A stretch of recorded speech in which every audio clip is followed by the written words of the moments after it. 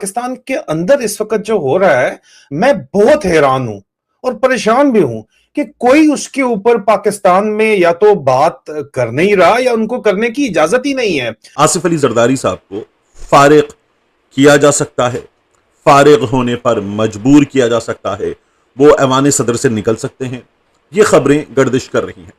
इस्लामाबाद में सीनियर सहाफी ये बात कर रहे हैं कि एक अहम आईनी ओहदेदार वो अपने ओहदे से जा सकता है। सदर पाकिस्तान आसिफ अली जरदारी कहां है? वो गायब है या उन्हें गायब कर दिया गया है? फील्ड मार्शल आसिम मुनीर जो कि जरदारी के मातहत हैं, क्योंकि आसिफ अली जरदारी पाकिस्तान की फौज के कमांडर इन चीफ है, फील्ड मार्शल आसिम मुनीर का किरदार नजर आ रहा है। वो अमेरिका ईरान के दरमियान मुज़ाकरात में कलीदी किरदार अदा कर रहे हैं, लेकिन उनके बॉस आसिफ अली जरदारी मंजर से गायब है या फिर उन्हें गायब कर दिया गया है।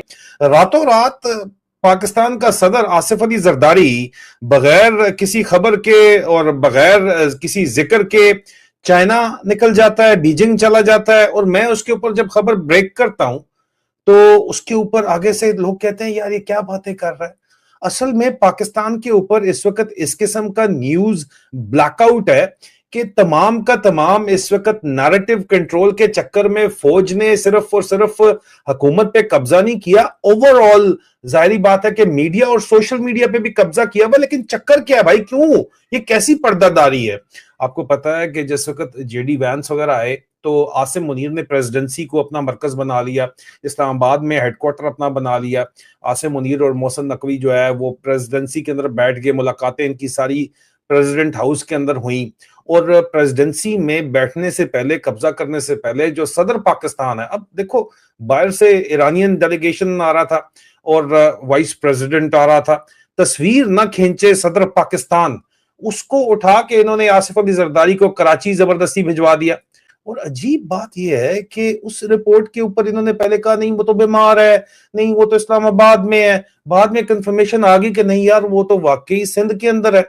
अब सदर पाकिस्तान की तस्वीर ना खिंचाई जाए या इससे ज्यादा गहरी बात है? गहरी बात है, क्योंकि इस वक्त जो टसल है पाकिस्तान के अंदर पावर की, उसमें शरीफों की तो कोई औकात ही नहीं है। शरीफ फैमिली तो 17 सीटें लेके फेडरेशन पे कब्जा करके बैठी है और पंजाब पे कब्जा करके बैठी है, क्योंकि जो इस वक्त मुबैना तौर के ऊपर लोग कहते हैं कि वो मशूक बनाई हुई है उसने, शरीफों ने अपनी कुड़ी। जो आप देख लो ना कि जो पंजाब की माँ थे बनी हुई है, पूरा पाकिस्तान एक बात कर रहा है और पूरी फौज एक ही बात कर रही है। वो इल्जाम लगाते हैं कि भाई ये इश्क माशके के चक्कर के अंदर हमें रगड़ा जा रहा है यहाँ पे। तो जाहिर बात है, एक तो ये भी बात है, दूसरी तरफ जाहिर बात है लंदन डील हुई थी जिसके तहत रिटायरमेंट के बाद आसिम मुनीर चीफ लगा था और दोबारा उसकी एक्सटेंशन हुई है, वो भी नवाज शरीफ ने ओके दिया है। तो डील तो है। अब साथ साथ डील में जो उन्होंने दिया है वो तो आपके सामने ही है, उसके ऊपर हम बात नहीं करेंगे, क्योंकि मेरे ऊपर फिर गिले शिकवे आ जाते हैं कि हमारी माओ ने देखना होता है, बहनों ने देखना होता है, मेरी माओ बहनों ने देखना होता है। तो इसलिए आप जो है वो बहुत एक्सप्लिसिट किस्म की डिटेल मत दिया करें, तो वो तो मैं नहीं देता। लेकिन पावर पॉलिटिक्स इस वक्त जो चल रही है वो क्या है कि आसिम मुनीर सदर पाकिस्तान तो हर सूरत के अंदर बनना चाहता है। चाइना, उसको पाकिस्तान के अंदरूनी मामलात के अंदर कोई प्रॉब्लम नहीं है, पावर जो चल रही है उसको ये है कि जो भी चले वो उसके साथ डील करे, उसके थ्रू डील करे, और तमाम स्टेक होल्डर्स चाइना के साथ बातचीत करते हैं क्योंकि पैसा वहां से आ रहा है। लेकिन सपोर्ट चाहिए वॉशिंगटन डीसी की। अगर आसिम मुनीर को प्रेसिडेंट बनना है, वर्दी के अंदर सीसी बनना है, तो पहली बात। दूसरी बात, फौज को एक कॉन्स्टिट्यूशनल रोल गवर्नेंस में चाहिए। अनइलेक्टेड फौज के जर्नैल चाहते हैं कि आईन उनके इक्तदार की हिफाजत करे। 26वीं तरमीम भी इसी डायरेक्शन में थी, 27वीं तरमीम भी इस डायरेक्शन में थी। इम्यूनिटी मिली, उसके अंदर भी आसिफ जरदारी ने अपने लिए भी प्रेसिडेंट ने ले ली। अब 28वीं तरमीम भी इसी डायरेक्शन में है कि फौज को एक आईनी किरदार मिले।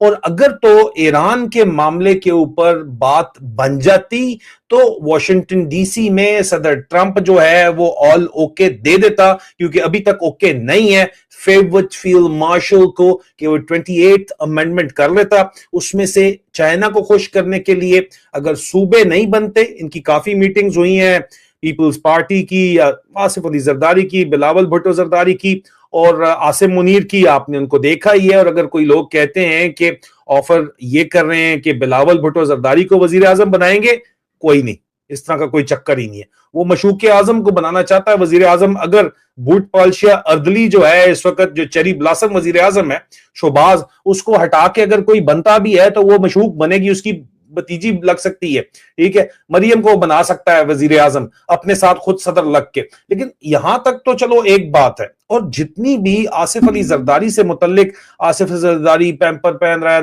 नैपियां पहन रहा है, उसको एड्स हो गई है, वो मरने वाला है, परवेज खटक उसकी जगह जो है आ गया, सदर लगेगा, ये तमाम की तमाम खबरें मिलिट्री इंफॉर्मेशन ऑपरेशंस का जो प्रोपेगेंडा नेटवर्क है वो निकाल रहा है, और नून लीग भी उसको चला रही है क्योंकि इनको सूट करती है ये बात। लेकिन नून लीग इसके ऊपर अंदर से खुश है कि आपस के अंदर जो है जरदारी और आसिफ मुनीर आपस में लड़ते रहे और हम नीवे नीवे होके बैठे रहे, लेकिन वजीर आजम की कुर्सी हमसे जानी नहीं चाहिए। वजीर आजम बनने के लिए पहला स्टेप जो है वो पंजाब की चीफ मिनिस्टरशिप है, वो मरियम ने ले ली है, और चाचू को हटा के अब वजीर आजम वो बनना चाहती है। और अगर सदर बन जाए तो फिर तो करीब करीब लोग हंस रहे हैं पाकिस्तान के अंदर, इस्लामाबाद और पिंडी में लोग हंस हंस के बातें कर रहे हैं कि यार इस तरह हो गया तो फिर तो अखीर सीन होगा। ये प्रेसिडेंसी साथ है और ये पीएम ऑफिस बिल्कुल साथ है, जुड़ा हुआ है दोनों। ये मतलब मुलाकातें बड़ी आसान हो जाएंगी, सहूलतकारी हो जाएगी। बात तो यही है। अब मैं मजीद तफसील में जाऊं तो फिर लोग गिला करते हैं कि आप जुबान अपनी ठीक रखा करें, लेकिन आसिफ अली जरदारी इतने उसको सेंस बिल्कुल है कि 28वीं तरमीम में जो असल कहानी है वो अगर छोटे सूबे ना सही तो जो मेजर सिटीज हैं, गवादर फेडरेशन के अंडर कर दें। इसके ऊपर आपको फवाद डब्बू जैसे लोग भी बातें करते हुए नजर आएंगे। गवादर के अलावा जो है वो कराची की भी बात की जा रही है कि उसको फेडरेशन के अंडर किया जाए। अब फौज के कंट्रोल में कराची अगर होता तो आपको याद होगा कि एमक्यूएम के कुछ लड़के उठ के फौज के जवानों से राइफलें छीन के उनको थप्पड़ मारा करते थे। आज भी मेट्रोपोलिस के अंदर ये सब कुछ हो सकता है। जब जनरल नसीरुल्लाह खान बाबर ने जो बेनजीर गवर्नमेंट के अंदर एक ऑपरेशन किया था, क्लीन अप किया था, उसका एक अलग कहानी है। लेकिन बहरहाल जो पॉलिटिशियंस हैं कराची वो रन करते हैं, पल्स उनके पास है, और अर्बन सेंटर में अपने मुल्क के अंदर जंग लड़ना इम्पॉसिबल है। और कराची से पूरे का पूरा इनका जितना भी फौज का एक जो टेररिस्ट तो मैं नहीं कहूंगा लेकिन मिलिटेंट जो इंफ्रास्ट्रक्चर है, जो सुनी मलेशियाज हैं या जो इन्होंने कलदम तंजीमों की सरबराही कर रहे हैं, वो कराची उसका ब्रेन नर्व है, वहां से चल रहा है। आसिफ अली जरदारी को फंसाने के लिए इन्होंने brigadier Ejaz Abbasi sector commander Sindh है वहां पे, उससे आसिफ अली जरदारी साहब ने जितने भी काम करवाए हैं वो तमाम की फाइल तो तैयार की हुई है, लेकिन Asif Ali Zardari doesn't care anything about the files. वो आसिफ अली जरदारी ने क्योंकि जर्नलों की अपनी फाइल्स भी अलग तैयार करवाई हुई है। सकता है। फिर ये भी बात की जा रही है कि एक नहीं दो अहम आईनी ओहदेदार अपने ओहदे से जा सकते हैं। इस्लामाबाद में कॉफ़ी शॉप, ड्राइंग रूम की बैठक या सहाफ़ियों की जो सोशल मीडिया पर अपने अपने प्लेटफॉर्म्स के लिए, क्योंकि ये गुफ्तगू चैनल्स पर नहीं हो रही, तो अपने अपने प्लेटफॉर्म्स के लिए, डिजिटल मीडिया के लिए जो रिकॉर्डिंग है उसमें ये गुफ्तगू हो रही है। और इसमें एक शख्स के बारे में तयक्कुन के साथ बात की जा रही है कि वो शख्सियत है आसिफ अली जरदारी साहब की, जिनको ऐवान सदर से जाना पड़ेगा या वो खुद जाने का फैसला सुना देंगे। और जब वो जाने का फैसला सुना देंगे तो इस तरह से वो रास्ता पेव करेंगे अपने साहबजादे बिलावल भुट्टो जरदारी के लिए। अब इसकी बात करते हुए बड़े दिलचस्प अंदाज में बात की जा रही है। वो जो बुजुर्ग होते हैं ना, जो कहते हैं कि बेटा एक ही ख्वाहिश है अब कि अपनी ज़िंदगी में तेरे सर पर सहरा देख लूँ, या बेटा तेरे बच्चों को खिला सकूँ, पोते पोतियों को खिला सकूँ, नवासे नवासियों को खिला सकूँ। तो उस तरह की कोई ख्वाहिश आसिफ अली जरदारी साहब की कि वो बिलावल भुट्टो जरदारी को देख सकें अपनी ज़िंदगी में मनसब वजारत उज़्मा पर, तो जरदारी साहब जो हैं वो इस ओहदे से हटेंगे, रास्ता पेव करेंगे बिलावल भुट्टो जरदारी। दोस्तों, पाकिस्तान में इस वक्त जो माहौल है उसमें खबरें सिर्फ दिखाई नहीं जाती, कंट्रोल भी की जाती है। मीडिया में अचानक यह खबर चलती है कि आसिफ अली जरदारी रातों रात चीन चले गए। उनका सरकारी यह एक सामान्य 5 दिन का दौरा है। लेकिन सवाल यहीं से शुरू होता है, अगर सब सामान्य है तो इतनी अहम घड़ी में देश के राष्ट्रपति देश से बाहर क्यों है? जबकि उसी समय पाकिस्तान में अमेरिका और ईरान से जुड़े बड़े स्तर के लोग आ रहे थे, बैठकें हो रही थी, बातचीत चल रही थी, और ये कोई छोटी मोटी मीटिंग नहीं थी। दोस्तों, हैरानी की बात यह है कि इस पूरी सीन में जरदारी पूरी तरह गायब थे। ना कोई बड़ी मीटिंग में शामिल हुए, ना कोई आधिकारिक मौजूदगी थी, ना कोई तस्वीर निकली।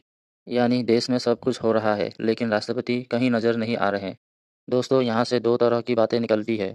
पहली, क्या उन्हें जानबूझकर साइडलाइन किया गया? और दूसरी, क्या वो खुद साइडलाइन हो रहे हैं? दोस्तों, यहीं से एक बड़ी चर्चा शुरू हो रही है। कहा जा रहा है कि जरदारी को उनके पद से हटाया जा सकता है, या फिर वो खुद हटने का फैसला ले सकते हैं। और अगर ऐसा होता है तो इसका सीधा फायदा होगा बिलावल भुट्टो को। यानी एक पूरा पावर शिफ्ट प्लान हो सकता है। पिता हटेगा, बेटा आगे आएगा। दोस्तों, लेकिन क्या ये इतना आसान है?